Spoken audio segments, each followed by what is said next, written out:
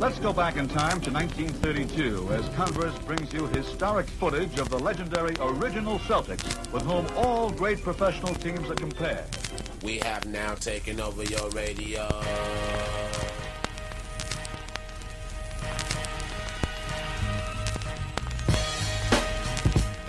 Richie Guerin is about to show you the most important step in getting past a man. It's the first one. And Oscar will inbound it.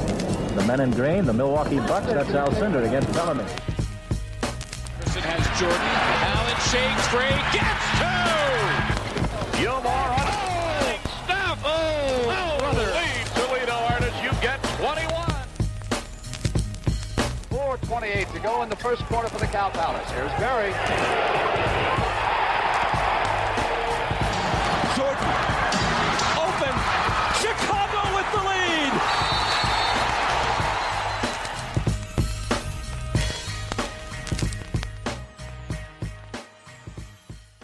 Hello and welcome back to the Over and Back Classic NBA podcast at HarborProxysm.com. I am Jason Mann, and joining me, subbing for Rich again, is Adam Criblez. Adam, welcome back. Thanks for having me again. So we're going to talk about the longest playoff droughts in NBA history. Interesting topic. If you're especially if you're a Clippers fan or a Kings fan or a Warriors fan, you might not want to listen to this one. I don't want to drive anybody away, but we're going to talk about some bad times for you here.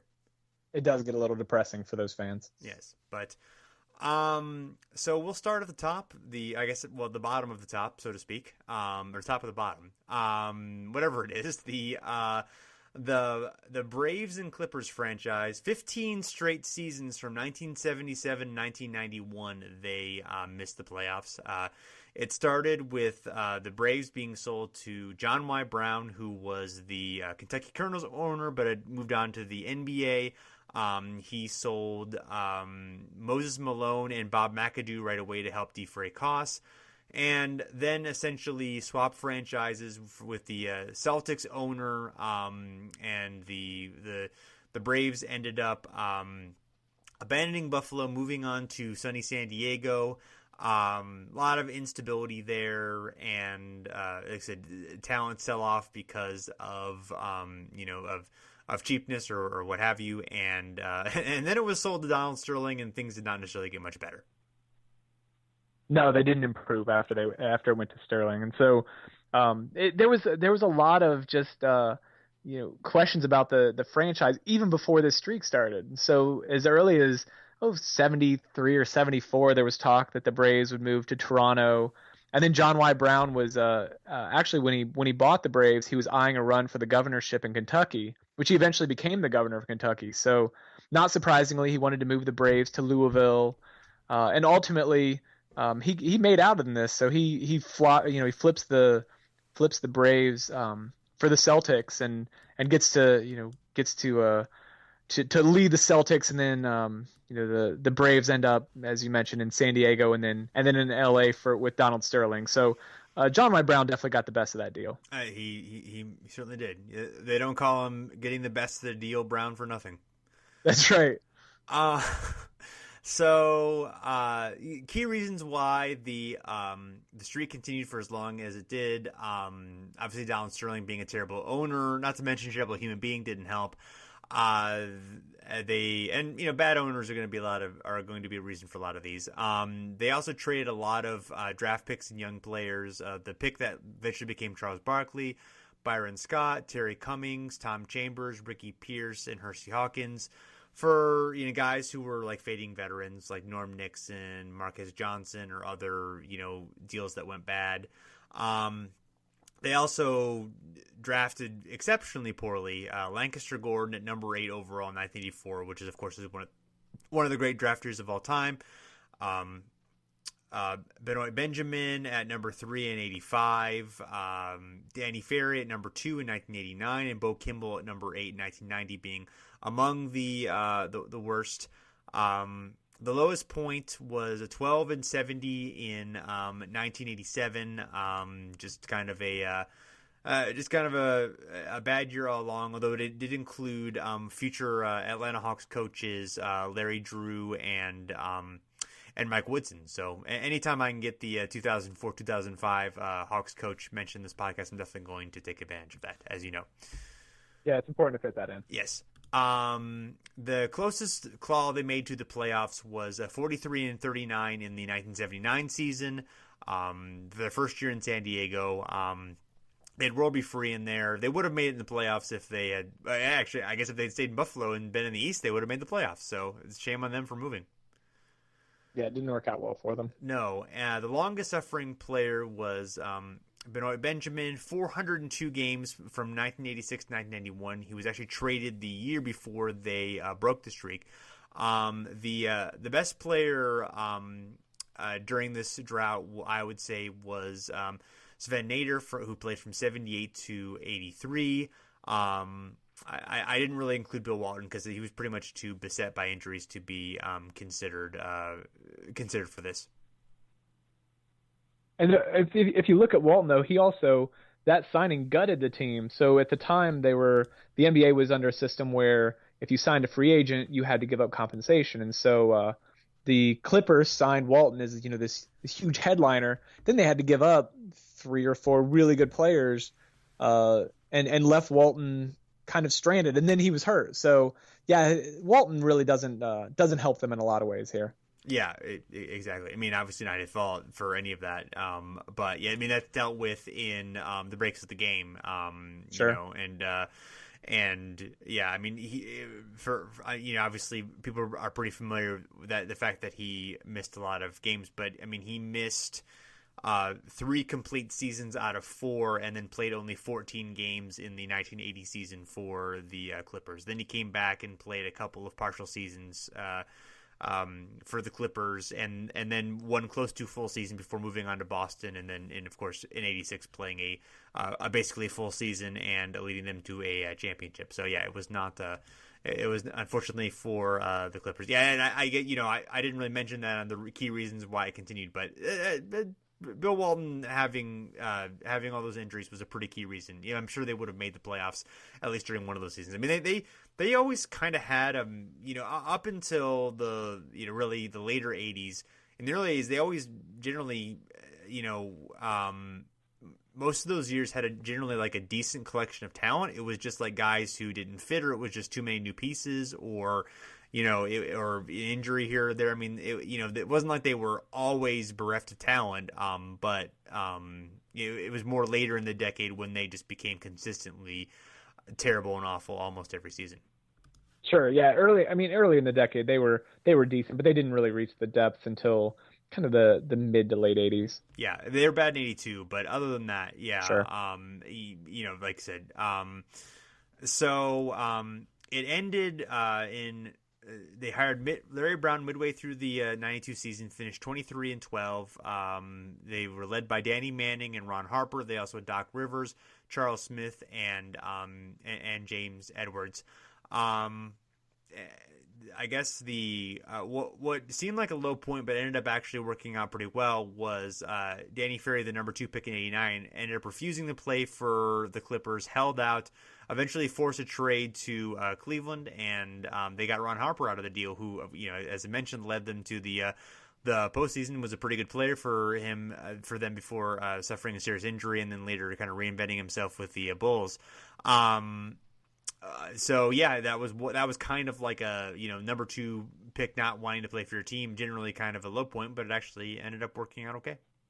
Yeah, Danny Ferry I don't think would have been a savior of the Clippers franchise there either. Probably not, no. Although he was hyped at the time, people definitely were. Yeah, people were definitely into him. So the next longest streak, the Golden State Warriors from 1995 through 2006, 12 seasons. That started when they ended up Chris Webber and Don Nelson ended up feuding. The team sided with Don Nelson. Chris Webber was traded away after his rookie season, and then they ended up firing Don Nelson not that long afterward anyway. So not a great decision there. They also traded away the franchise stalwarts Tim Hardaway and Chris Mullin over the next couple of seasons, and then they embarked on a rebuilding plan. Chris Cohen, it was the owner of the team, another considered one of the worst owners in professional sports. Just made a lot of bad decisions when it came to hiring GMs, drafts, coaches. It was all pretty much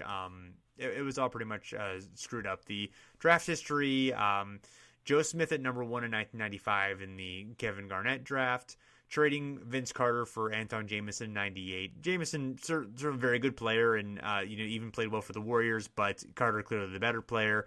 Drafting Todd Fuller, Adana Foyle, and Michael Petras in the lottery, losing Gilbert Arenas after 2 seasons after having picked him in the second round, and even guys who were pretty big hits like Jason Richardson and Mike Dunleavy didn't necessarily those are 5th and 3rd picks overall, didn't necessarily achieve quite to those levels, at least what you would potentially want out of that level, especially Dunleavy at number 3. So, well, the one that really stands out to me is the Todd Fuller pick. So they took Todd Fuller at number 11 overall in 1996, and even at the time, I was an NBA fan, but I wasn't a super fan at the time, and even at the time, I questioned it that they took a 6'11" kind of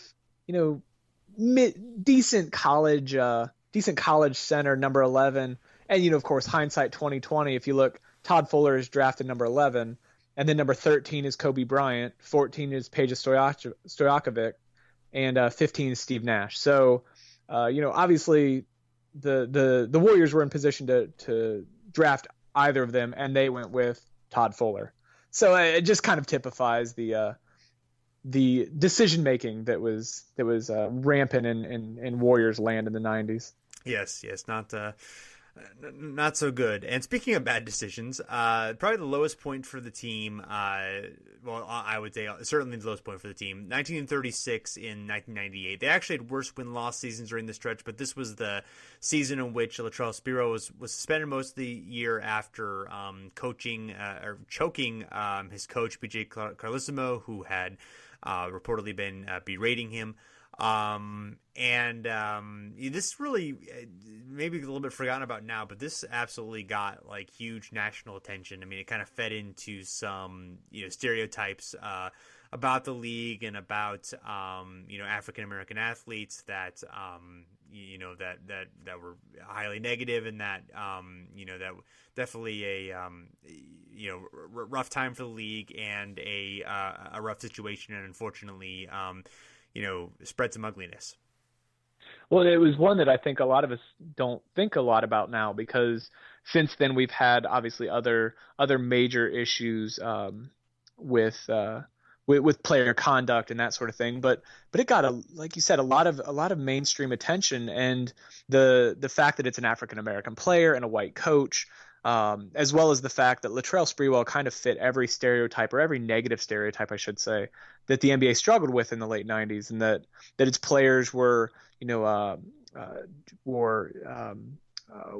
cornrows in their hair and kind of were outspoken and not respectful of authority. It fed into all of that, and so it got a lot of media attention. Though, like you said, it's not thought of a lot today. Yeah, and it was a very anti-authoritarian kind of time in the culture. Sure. I mean, that was kind of definitely there's a big thread of that in popular culture, and I mean there is to a lot of times in a certain extent, but I think that was really kind of a peak time for that as well. So it just kind of fed into a lot of things that were going on in society and reflected in that. But in better times for Sprewell, the Warriors came close to the playoffs in 1996. Were 36 and 46 that year, relatively close to the playoffs, and but finished 9th in the conference.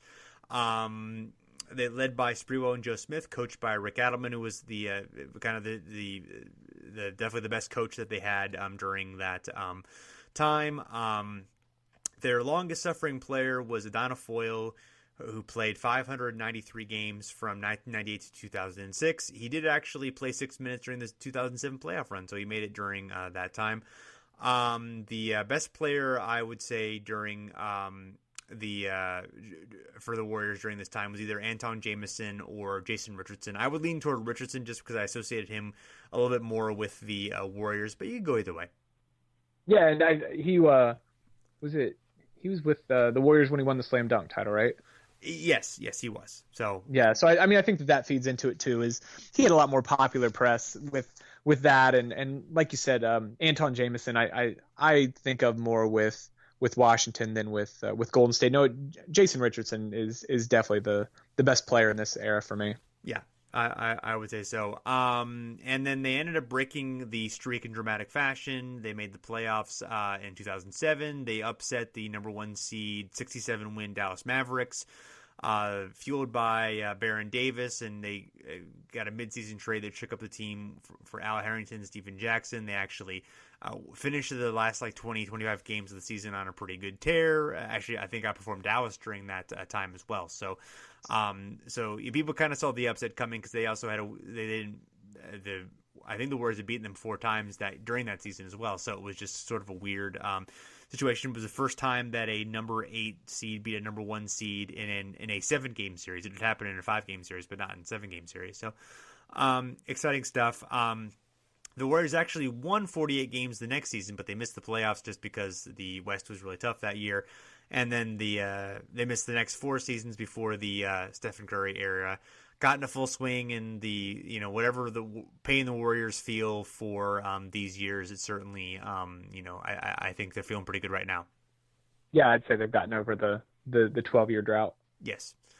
So next, 11 years for the Timberwolves from 2005 to 2015. And in fact, it could be 12 years if they miss the playoffs this season, which is a definite possibility. It started really just years of bad management from they got a superstar in Kevin Garnett in 95, and then just had a hard time building around him. Made the Joe Smith thing where they lost draft picks and a lot of other things where they didn't really build other stars around him, or just had a tough time building stars around him. Finally, the guys who were pretty good got old, and they decided to trade Garnett in summer 2007. And then, unfortunately, key reason why it happened was Kahn. Would be the number one reason. David Kahn, the general manager who drafted Johnny Flynn and Ricky Rubio back-to-back when they could have had Steph Curry, called Darko Milicic's manna from heaven, if I can say those words. Easy for you to say. Exactly. Kurt Rambis as a coach, drafting Wesley Johnson, Derek Williams, picking up... trying to make it work with Michael Beasley, although a couple of those were defensible at the time, but definitely worked out poorly, and a lot of mistakes during that time. I was surprised that Derek Williams and Michael Beasley, neither one really panned out, because when they came out of college, actually at the time I remember thinking that the Bulls were so stupid for taking Rose when they could have had Beasley, and that the Cavs missed on Williams and instead took Kyrie Irving. So it's I was very Kahn-esque in my talent evaluation, but I thought for sure Williams and Beasley were going to be 20-25 point a game scorers with long careers, just because they were studs in college, and then not so much in the NBA. No, yeah, Beasley especially seemed like, I think the talent was a little bit more there for Beasley. It was more just like the lack of maturity and the unwillingness to kind of fit a role. I mean, Williams, I just think it's more of a lacking a position, or it's not as much of an effort attitude thing for him.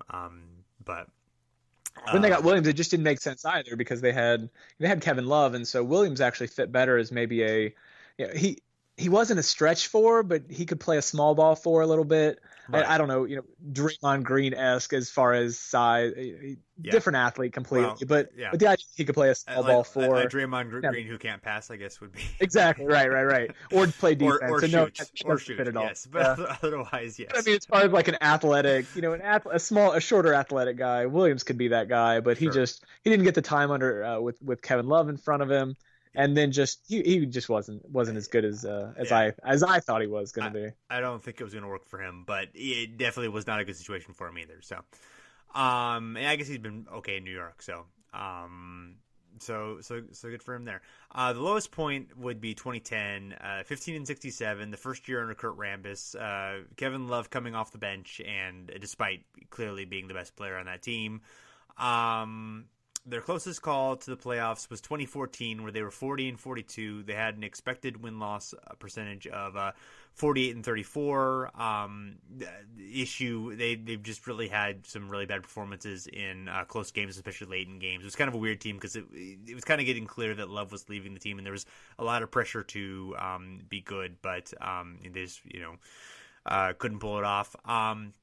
They actually were 44-38 in 2005, which was the last season with Sam Cassell, Latrell Sprewell, and Flip Saunders as the coach before he came back later as coach and GM after the David Kahn era. Longest suffering player was Kevin Love, who played 364 games. Corey Brewer, very close to that mark. The best player was either be Kevin Garnett or Kevin Love. I mean, Garnett clearly the better career player, but it didn't have as long of a stint with the Wolves during this period as Kevin Love did. So, and they haven't broken it yet, but getting Andrew Wiggins and Karl Anthony Towns will probably help. Yeah, you would think so. Yeah. Oh, and Anthony Bennett, of course. Right, of course, the third number one overall pick that they had on their roster for a short time. Yes, indeed. So what do we have next? Well, the Sacramento Kings had a couple runs of pretty some pretty trying times, and they had a stretch of 10 seasons beginning in 1987 and lasting until 1996, and the Kings had. They had the coaching carousel that other franchises struggled with. They had 6 head coaches in that 10-year stretch, but I think the Kings also had a really a rash of really bad luck.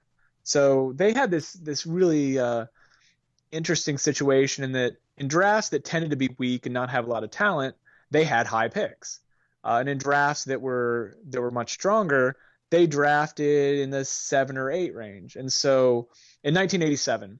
David Robinson went number 1, Scottie Pippen went number 5, and the Kings picked 6th. And they took Kenny Smith, who was a serviceable player. When they did have the number 1 overall pick in 1989, they took Purvis Ellison.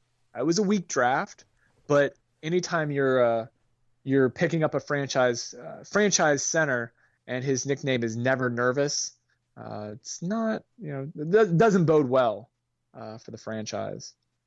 And so then again in 1990, with Gary Payton going number 2 behind Derek Coleman, the Kings drafted 7th, and on. Maybe the most glaring example was in 1992 and in 1993, the Kings drafted 7th in both seasons in 2 really strong drafts. 1992, of course, Shaq goes 1 and Alonzo Mourning 2, and then in 93, Chris Webber went number 1 and Penny Hardaway went 3rd. And the Kings came out of those drafts with Walt Williams and Bobby Hurley, who I loved personally, as a kid growing up, but neither really were franchise changing. So the Kings really struggled with that kind of combination of high picks in weak drafts and low picks, picking 7th or 8th in strong drafts. Yeah.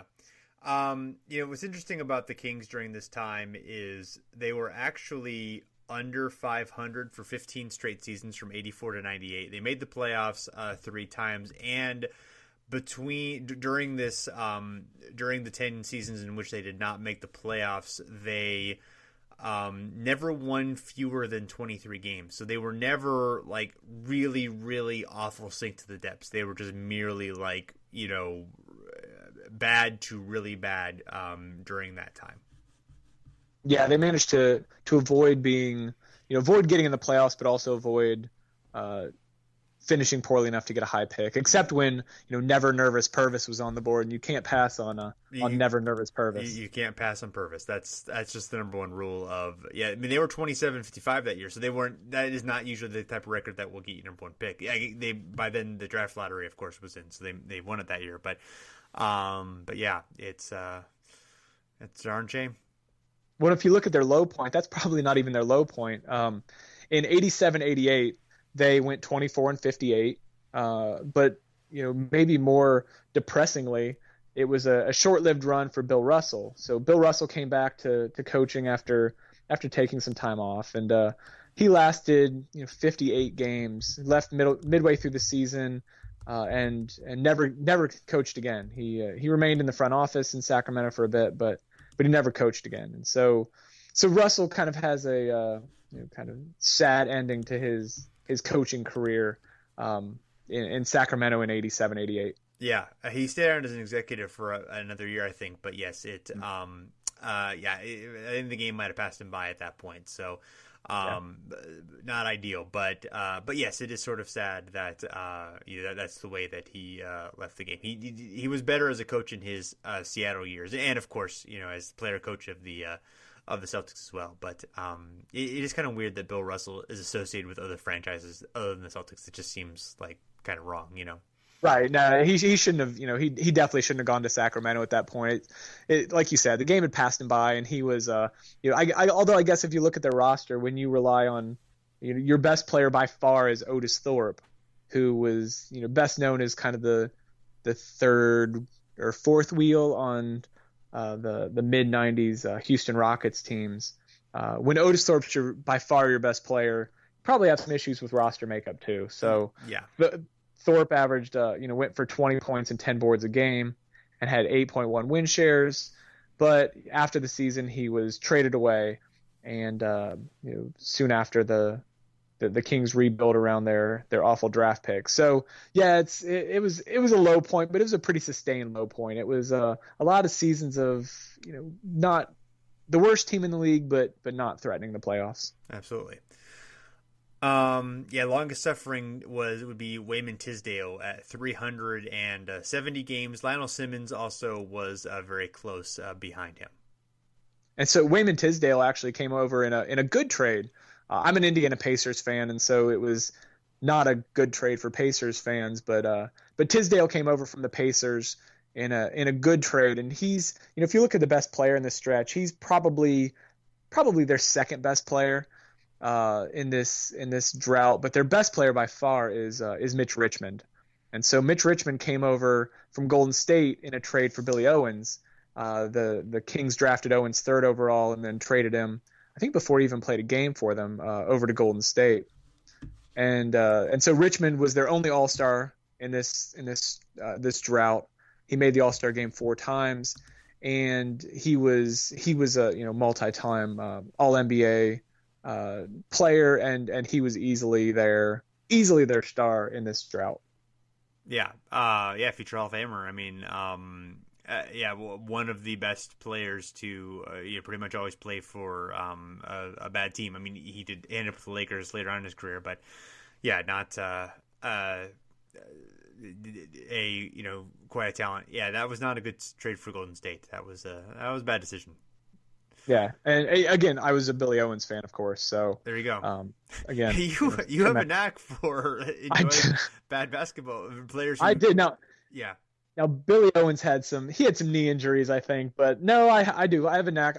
It's this love for the 6'7" to 6'9" kind of tweeners, I guess that must be attractive. But there you go. Yeah. When the Kings finally broke their streak, they kind of did it with a whimper.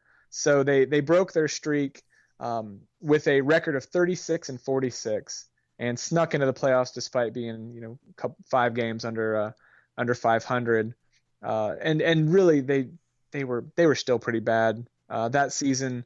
The expansion season, so the Toronto Raptors and Vancouver Grizzlies were new that season, and they could only split their series against the Grizzlies. They went 2-2, giving the Grizzlies 2 of their 15 wins that year. So again, though, they broke it because of Mitch Richmond. Richmond was third-team All-NBA that season and was in the top 10 in pretty much every offensive category, including scoring and free throws and threes and everything. But then after making the playoffs in 96, they promptly missed out again in 97 and 8.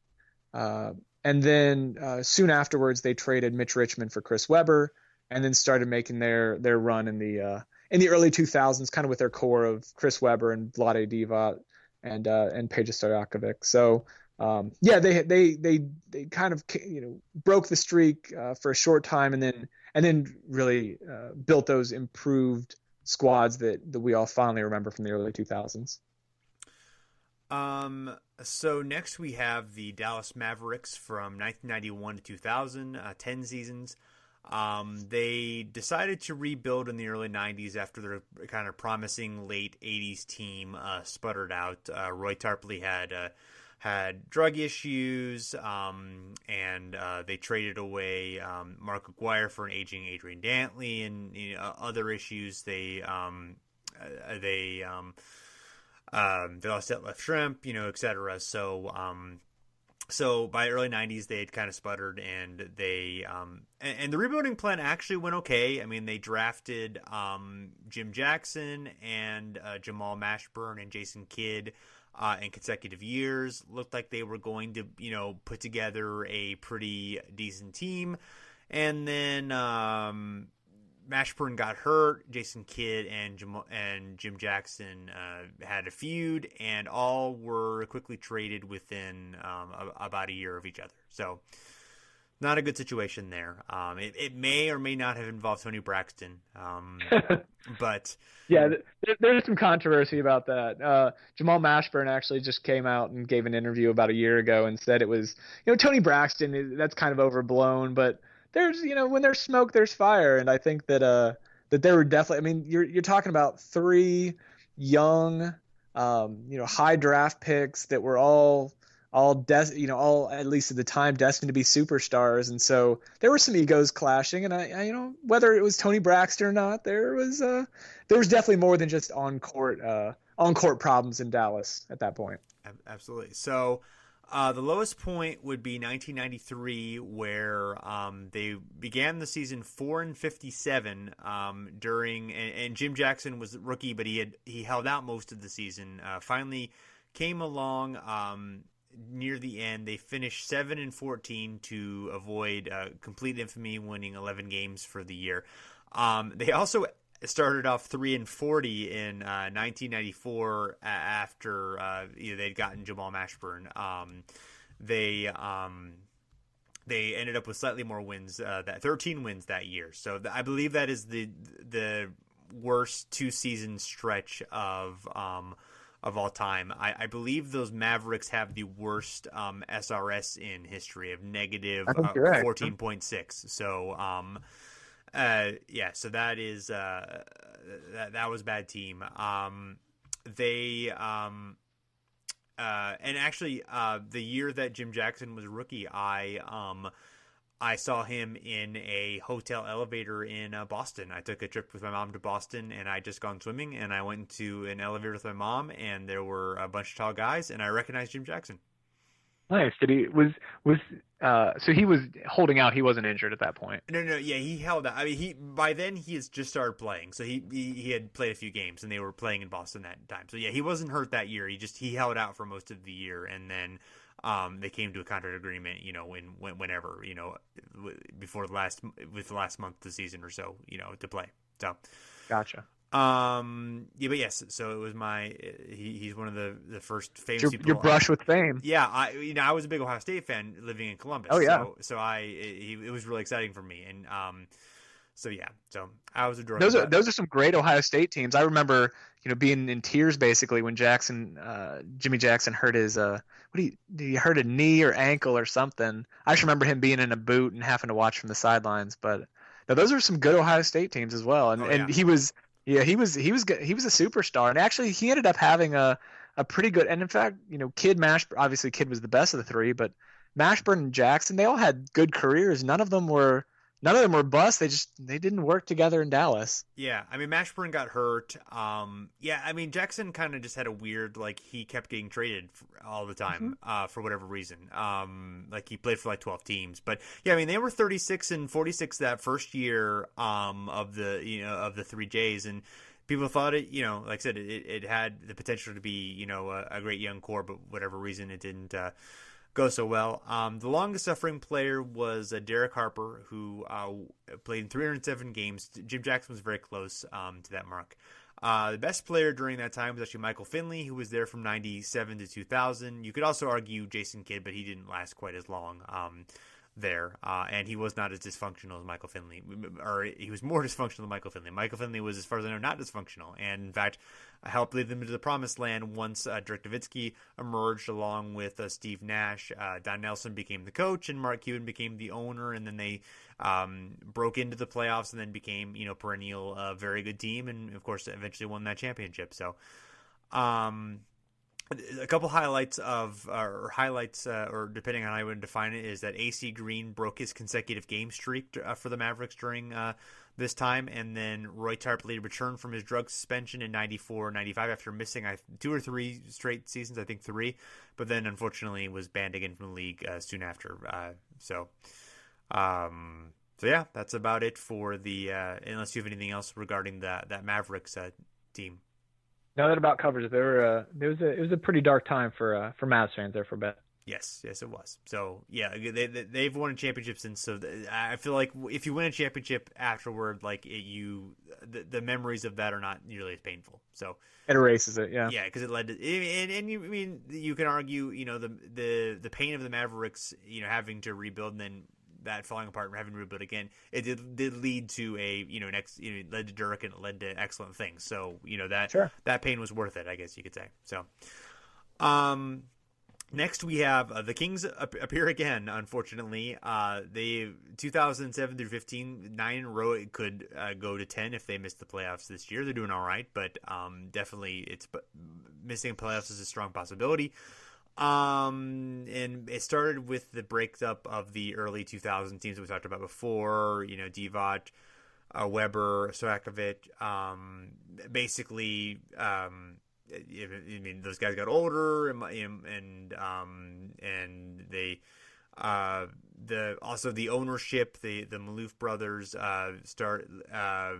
basically lost most of their money and couldn't really afford to run the team. They ran on a shoestring budget. Team nearly moved to Seattle, or moved to a group that was going to sold to a group that wanted to move it to Seattle, but they managed to keep it locally, which we'll get back to in a moment. Drafting was a problem. Lottery picks on Spencer Hawes, Jason Thompson, Jimmer Fredette, Thomas Robinson, Ben McLemore, and Nick Stauskas. Spencer Hawes and Jason Thompson have been okay players, but the other ones have been bust for the most part.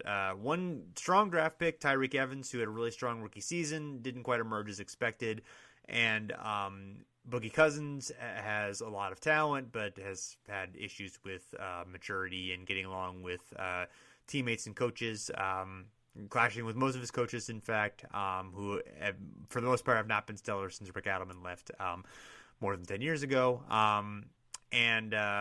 Since those years, in recent years, they've had their new owner, Vivek Ranadive, and he basically has been known as an incredible meddler, and the Kings have lacked stability in their front office for the last 2 or 3 years, and in their coaching. And people listening to this, these are recent history, so we don't need to go through every move, but it has not been stellar. No, I think that the end of the playoff drought, might be this year, but I think more likely it's going to be extended. Yeah, they're close enough where it's hard to tell. Sure. They might still have some moves in them as well. So, and I would say the lowest point, of course, almost leaving town.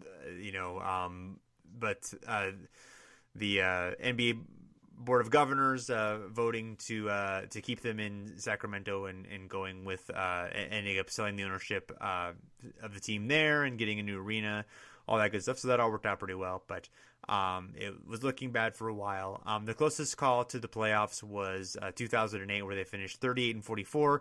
It was the final year of Ron Artest in Sacramento. Also, Mike Bibby being traded that year. He was the last of that classic Kings era to be traded. I guess Brad Miller kept on for a while longer as well. Longest suffering player would be Jason Thompson, who played 514 games. And the best player almost certainly be DeMarcus Cousins. Although advanced metrics really like Kevin Martin. More than, I mean, I remember that they kind of did, but he actually has more win shares than DeMarcus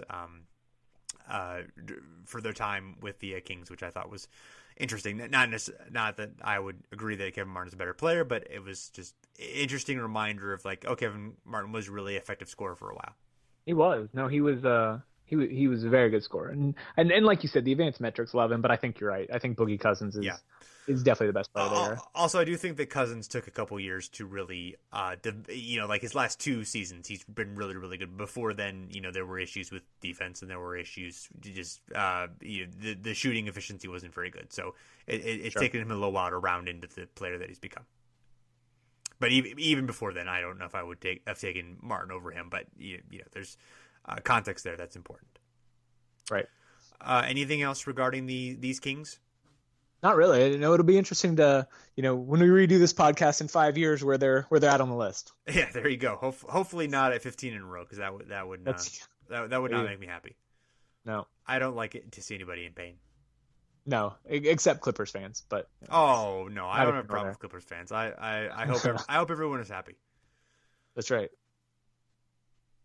So up next we've got the Utah Jazz, the New Orleans / Utah Jazz, who started out their franchise with 9 straight seasons not making the playoffs, and they got off to a really bad start. In hindsight, New Orleans was awarded an expansion franchise in 1974, and one thing the ownership group wanted to do was to make a big splash, to try to attract people to come to watch games for this New Orleans team. So before they had a coach or any players or even a mascot or a nickname, they traded 7 players for Pete Maravich. So there were, 2 players, 2 number 1 draft picks, and 3 number 2 draft picks. So among the number 1 draft picks they gave up was David Thompson, who never signed with Atlanta, but regardless was part of the trade. And one of the second round picks was Alex English. And so 7 players netted them Pete Maravich, and then they figured out a coach and other players and a mascot, and eventually decided on the New Orleans Jazz.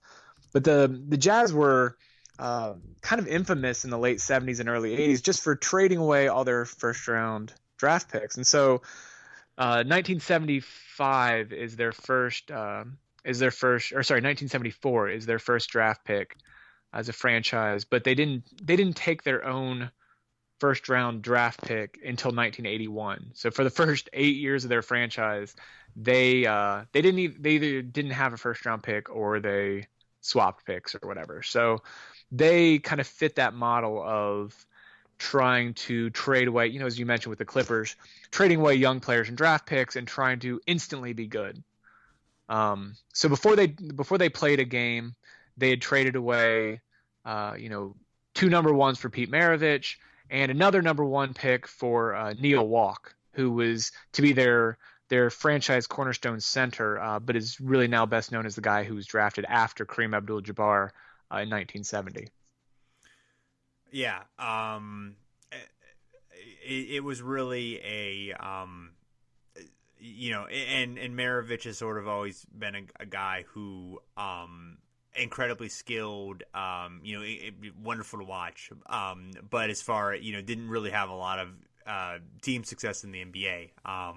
And part of that was a little bit of rosters, and I think part of that is just maybe he was a little bit of a hard guy to play with, and and probably the lack of defense, I would imagine, was also a significant issue for him. Yeah, and in fact, he had his best seasons when the management specifically surrounded him with talent that fit. So he either won or was close to the lead in the scoring title in the late 70s, and part of that was because the Jazz got a pass-first point guard and a defensive-oriented small forward. So they kind of took pressure off Maravich, and he could just score. But that wasn't management's initial idea. Their initial idea, and if you're talking about lowest point of the franchise, not necessarily a specific record so much as a free agent signing. And so the Jazz were trying to find another high scorer to pair with Maravich in the backcourt, hoping to kind of, to equate to modern day, kind of a late 70s Splash Brothers with two, exciting high-scoring guards that could lead the team. And so they signed Gail Goodrich, who was a 33-year-old coming off a 20-point season. He was 2 seasons, I believe, at this point, or 3 seasons removed from being a first-team All-NBA. But about a third of the way through the season, through his first year in New Orleans, he blew out his Achilles. And he was never really known as the fastest player, the quickest player, but he lost whatever was left, and he was kind of a shell of his former self. But the biggest problem with that signing wasn't that Goodrich didn't pan out, but it was that they cost the Jazz 2 more first-round picks. And so ultimately, for Gail Goodrich, the Jazz lost out on Moses Malone and more famously Magic Johnson. And so with the potential of getting Magic Johnson and or Moses Malone, the Jazz end up with neither, but they do get a really old shooting guard named Stumpy out of the deal. So it's kind of a wash in the end. There you go, good old Stumpy. So was that pick later traded for Moses Malone? Was that how? No, that the pick was weird. It was they actually had picked Moses Malone, but if they, in order to get another pick to get Goodrich, they had to basically was it like an expansion draft pick? It was, yeah. Okay. It was actually the ABA draft. So it was complicated, but basically they had to choose either you keep Moses Malone or you let him go and get another first round pick so you could entice the Lakers to give up Gail Goodrich. And so they chose to give up the pick to give up on Malone and get Goodrich. Yeah, that was not a great decision. Yeah. Anytime you can get Gail Goodrich, you have to do what you have to do, I guess. But. Oh boy, this blew me away that Darryl Griffith in 1981 was the first Jazz player drafted with the Jazz's first round pick. The first 7 were traded away. That's pretty amazing. Yeah, I mean, we make NBA history kind of makes fun of Ted Stepien in the Cleveland Cavaliers for trading away all these first round picks, and actually create a rule that you can't trade consecutive first-round picks. Well, that could have just as easily been whoever was running the New Orleans Jazz, because they traded 7 straight number ones, giving up, and they were terrible. So we're talking top 3, top 5 picks year after year after year, and in return the Jazz are getting kind of veterans and players that just didn't turn around the franchise. Yeah, not so much. So yeah, the longest suffering player was Aaron James, who played 356 games. Rich Kelly and Pete Maravich both came close. If you go by minutes, Maravich wins by a long shot. Rich Kelly's pain was spread out over 2 stints with the Jazz, both early and late. Aaron James I picked also partially because he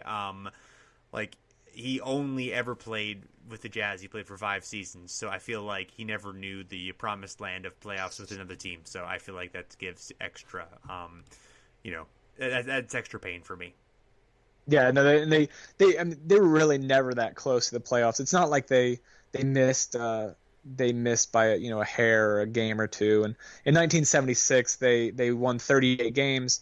But they missed the playoffs by 8 games that year. So they really never even got close. Although if you look at their best player near the end of the era, right near the end of the drought, they managed to trade for Adrian Dantley. They gave up Spencer Haywood. Spencer Haywood went to Los Angeles to the Lakers, and Adrian Dantley, who'd bounced around a couple with 3 or 4 teams in his first few seasons, ended up and becomes kind of the cornerstone of some pretty decent early 80s Jazz teams. And he played 4 seasons in this stretch and had 41 win shares. So he was easily far and away their best player, leading the league in scoring in 80, I think 82 or 83. And so he's easily their best player. Yeah. And he also actually leads them. No, go ahead.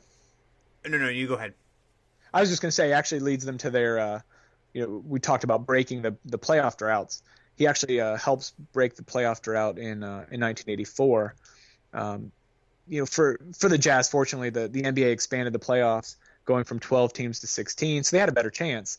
But the Jazz also posted the franchise's first ever winning record after 10 years of finishing under 500. And Adrian Dantley was their star. He went for 31 points, 6 boards, and 4 assists per game. Had 14.6 win shares. And he was also helped out. They had added a few players. Daryl Griffith, who you mentioned, their 1981 first-round pick, scored 20 points from at the shooting guard. And then Ricky Green, their point guard, handed out 9 assists per game. But one of their new the new players, I guess, that would become kind of a cornerstone of some good Jazz teams later, they had a second-year center, 7'4" Mark Eaton, who led the league in block shots, 4.3 blocks per game. And so they kind of set some of the pieces in place with Adrian Dantley, trying to surround Adrian Dantley before they, of course, went in a different direction. Yeah. So we are down to our last pick is the Golden State Warriors, 9 seasons in a row from 1978 to 1986. Yeah, it kind of all broke up after the Warriors, of course, won the championship in 75.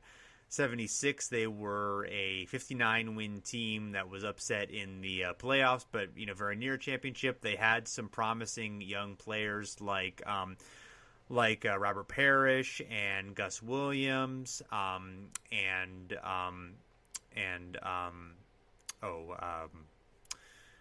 the Lakers. Jamal Wilkes. Yes, thank you, Jamal Wilkes. Yep. They went from being a team that seemed like it could have a chance to be a dynasty, or at least have a really strong run, to a team that fell apart very quickly. They did. They had, as you said, won the title in 75, and they still had most of the pieces in place in the 77 season. And, as we'll talk about in a little bit, they almost made the playoffs that year, or in 78, I should say. But they really had problems with, they had a few bad trades, a few bad drafts, and it was the late 70s and early 80s. And so they had some players that had some bad drugs. And so the combination of drug problems and bad drafts and bad trades, which we've talked about, really hurts them. The first piece to fall was that Rick Barry, who was the star of the title winning team, signed as a free agent with Houston. Kind of shocked the franchise. The fans didn't expect it. It was kind of out of nowhere. And at the time, of course, players switched teams as compensation, like we talked about with Bill Walton. And John Lucas comes over to Golden State, but he's a good guard. But he was traded a few years later and then went into rehab. The worst deal that they made, though, was in 1980 when they traded Robert Parrish, who was, it's hard to think of Robert Parrish as a young center, but if you watch him from the late 70s, he still ran like a 40-year-old man.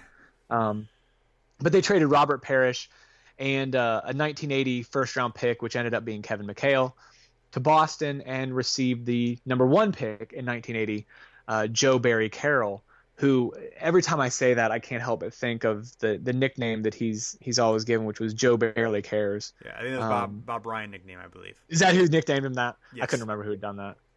And so they have, and actually he ends up not being horrible. Carroll has a couple decent seasons, but they try to build around him, and of course that fails. They traded for World Be Free, and also traded for Bernard King. He played for them for a part of his season, I believe, and then went to they traded him to the Knicks for Michael Ray Richardson, who was banned from the leagues for drugs. So they had a myriad of problems, but they had probably 2 low points in both 79-80 and 84-85. They had really bad seasons. In 79-80, I thought it was interesting. The team fired Al Attles, who'd been the coach of their championship team. They fired him midway through the season. Their top players were Robert Parrish and a guy named Sonny Parker, whose son Jabari plays for the Bucks now. And so with those two as their star players, they went 24-58. And then a few years later, in 84-85, they only won 22 games. And their top player then was Purvis Short, who was kind of a small forward. He's actually listed in Basketball Reference as a shooting guard, small forward, power forward. So he could do a little bit of everything, and he scored 28 points a game that season, but didn't make the All-Star team. And actually, again, thanks to Basketball Reference, only 2 players have scored more points in a season without making the All-Star team that year. One was World B. Free, and the other was surprisingly Dominique Wilkins. So both averaged, around 28 points a game, and none of them made the All-Star team. That's interesting. Dominique is a bit of a surprise. Yeah, I was surprised by that too. And it's not that he missed many games or anything. He just didn't make the All-Star team that season. So, but several low points in this run for the Warriors. They almost made the playoffs in the first year of the drought, 1977-78, but they finished a game out. In 1982, they won 45 games, but were 7th in the West. And at the time, the NBA only took 6 teams from each conference, and they finished a game out again. So unlike some of these teams, they actually were very close, within a game or two of making the playoffs. Both their longest suffering and best players, the same person. It's Purvis Short, who I mentioned, the shooting guard / power forward of the team. He played 580 games, and he was easily their best player. He had basically 40 win shares in that stretch, and so he's easily their best player in these very kind of mediocre teams. Yeah, he was sorry. It's interesting how the Warriors were. This is definitely by far, I think, the best of these teams that we've talked about. Like, they actually had, some decent, they had a couple of decent years where they just didn't happen to make the playoffs, but they were less of a disaster, I think, than most of the other runs that we were talking about. It was more just kind of like an unlucky stretch of they just didn't happen to make it, but they definitely could have made it twice, and they would have only had a 3 or 4 year drought, which is fairly normal, obviously, in basketball history. Well, and they suffer kind of in this short window between the NBA expanding after the ABA merger but the playoffs not expanding, and so the playoffs was only included 12 teams until '84, and so they finished, it was the 13th or 14th best team in the league, or at least the 7th best in the West a couple of times. Yeah. So when they do finally make the playoffs, when they break their streak, the playoffs are expanded to 16 teams, and they finished tied for 6th in the West. And in fact, in their first year in the playoffs, they even won a playoff series. They beat the Utah Jazz that year with John Stockton and Karl Malone in their second season together. Stockton and Malone made the playoffs in both of their first 2 seasons and lost both times in the first round. So they didn't. We think of Malone and Stockton as kind of leading teams to the conference finals, or at least out of the first round. Well, their first 2 years they lost. And including, breaking the drought of this Warriors team, and that Warriors team had an interesting lineup. They had George Karl, who was in his first year with the team, though he didn't make it through the entire second season, and they had a kind of a mishmash of players there. They had Joe Barry Carroll at center, who we talked about earlier as the number 1 pick in 1980, and they also had point guard Sleepy Floyd, and second-year forward guard Chris Mullin. And so you can kind of see there the beginnings of those run TMC teams. The teams would kind of bring the Warriors at least some short-term success. They were in place by the mid to late 80s, and with Chris Mullin coming, the kind of that era is beginning. Yeah, for sure. Only had 2 All-Stars in this stretch, Rick Barry and Bernard King. So. They did have some good players, but of course most of those players didn't last for very long, which was kind of the part of the problem of for them in this run. Other than Purvis, though. Yes, other than Purvis Short, the rest it was a revolving door. I mean, if you look at their second best player in the era, it's probably Robert Parrish, and he was only there for 2.5 seasons. So they had it was a revolving door there, and but they were never horrible. They just were kind of middling and not quite good enough to make the smaller playoff field. Right, exactly. Well, I will quickly go through the other teams' longest playoff droughts, because I thought that was interesting. With 8 are the Wizards then Bullets from 89 to 96, the Nuggets from 96 to 03, the Grizzlies from 96 to 03, and the Hawks from 2000 to 07. The Cavs, having 7 season gaps, are the Cavs from 99 to 2005, the Knicks from 1960 to 66, the Sonics from 68 to 74, the Bucks from 92 to 98, and the 76ers from 92 to 98. I thought it was interesting that the Bucks and 76ers had the exact same one, since I've always thought of them as having very similar windows in the 80s and early 90s, for the fact that they had this exact same stretch of missing the playoffs. I thought was interesting. That is interesting. The Pistons, for having 6, the Pistons have had 6 twice. Currently from 2010 to 15, so it could reach 7, and also from 78 to 83. The Bulls from 99 to 2004, the Celtics from 96 to 2001, the Trailblazers from 71 to 76. It was their expansion seasons. They, of course, would win the championship the next year. Having 5 are the Suns, who have done it twice. A current streak from 2011 to 15 could obviously reach 6. 71 to 75. The Nets from 87 to 91 and 2008 to 2012. The Bobcats from 2005 to 2009. The Rockets from 70 to 74. The Pacers from 82 to 86. Those sad years for you. The Raptors from 09 to 2013.